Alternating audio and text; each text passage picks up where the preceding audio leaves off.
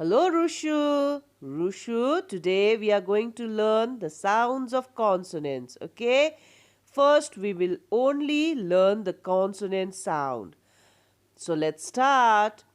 B as in ball, K as in cat, D as in dog, F as in fish, G as in gun, H as in hat, J as in jug, K as in king, L as in lamp, M as in mug, N as in nest, P as in pig, Qu as in queen, R as in rose, S as in sun, T as in tap, V as in van, W as in watch, X as in X-ray, Y as in yacht, Z as in zoo.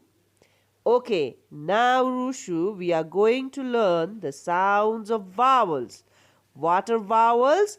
A, E, I, O, U. So let's start.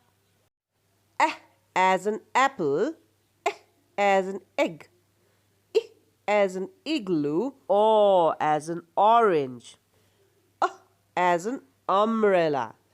So Rushu, I hope you are clear with the sounds.